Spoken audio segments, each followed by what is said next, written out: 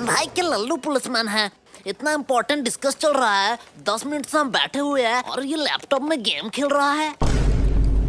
ये मुझे सब सुनाई दे रहा है। मतलब ये बेशरम भी है। हे मोटे, पहले तू बता, तू क्या कर रहा है? अंकल जी मैं तो यूपीएससी क्लियर कर रहा हूँ। तुझे देख के साफ पता चल रहा है तू जेब से छुपा छुपा के छोले खा रहा है, छोले। गोलू बकवास सवाल के जवाब नहीं देता। मोटे भद्दे, तुझे किसी ने सिखाया नहीं स्कूल में बाहर के खाना अलाउड नहीं है? अगले कहाँ मैं बाहर का खा रहा हूँ रे, मैं तो पॉकेट के अंदर से निकाल के ही खा रहा हूँ। बदतमीजी बदतमीजी हमारे साथ।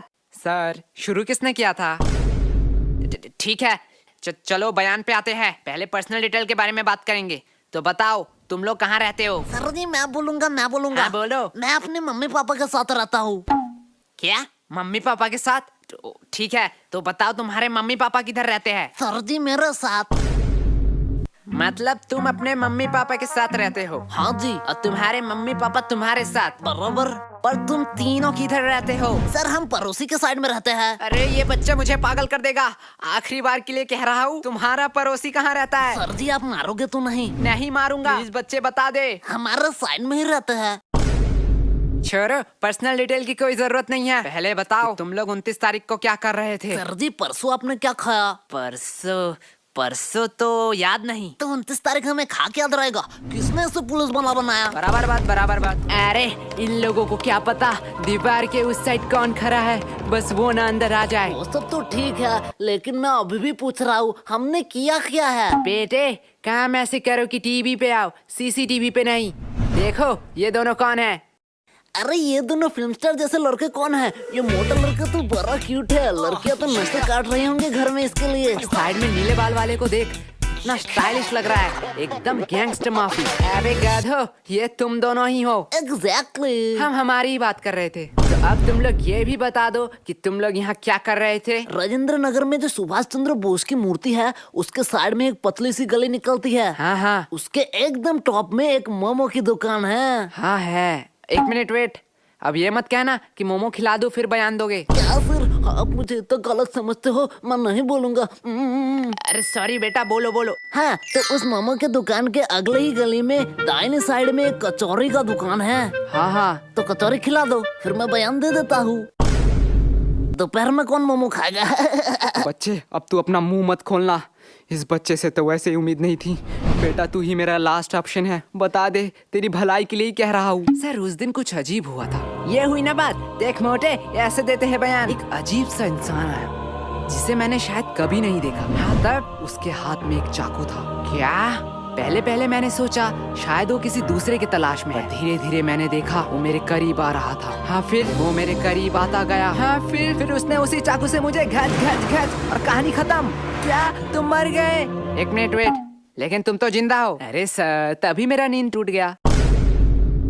मैं वहाँ सोने ही तो जाता हूँ। ये तो अगले वाले से भी बदतर है। सर दिया ना मैं बयान। देख गोलू, ऐसे बयान देते हैं। तुम दोनों थोड़ी देर के लिए चुप हो सर जाओ। वही तो हम कह रहे हैं, हमें छोड़ दो। वैसे आपके पास गारंटी तो है ना? गारंटी? तुम लोगों का गारंटी मैं क्यों लूंगा? अरे भाई वो वारंट होता है। साले मोटे, तुझे दिन दिन बड़ा इंग्लिश आ रहा है। हाँ सर वही वारंटी। क्या आपके पास वारंटी नहीं है? अब तो ये बात कानून के ऊपर जा रहा है। मैं इससे एकदम सहमत नहीं हूँ। थोड़ी देर के लिए शांत हो जाओ। क्या? अब क्या हुआ? नहीं वो आ रहे हैं। कौन आ रहा है? अरे हमारे डिपार्टमेंट का नया कमिश्नर। अरे ये तो वही कमिश्नर है। बहुत हो गया नाटक। तुम कोई टॉपर या स्कॉलर नहीं हो, अपनी औकात में रहो। जितना पूछा जाता है उतना बताओ, हमें कानून मत सिखाओ। सर आपने शायद गलती से मेरा कॉलर पकड़ लिया है। मुझे पता है तुम जैसे लोगों से कैसे बात करनी चाहिए। तुम लोग लातों के भूत हो, बातों से नहीं मानोगे। तुम लोगों को सर तो 506 धारा।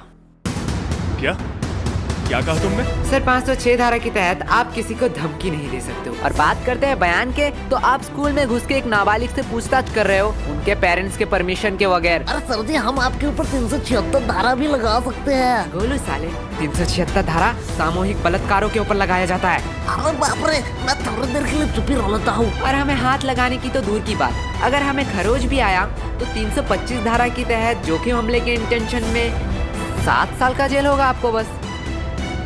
और अगर हमने थोड़ी सी कोशिश करी और इस जोखिम को जानलेवा में कन्वर्ट कर दिया तो 307 धारा के तहत हाँ 10 साल या उम्र कैद का सजा हो सकता है। तो बेहतर यही होगा कि आप मेरा कॉलर छोड़ दीजिए, पता नहीं कब क्या हो जाए। मैं तो उसे आम बच्चा समझ रहा था, इसे तो पूरा लॉ पता है।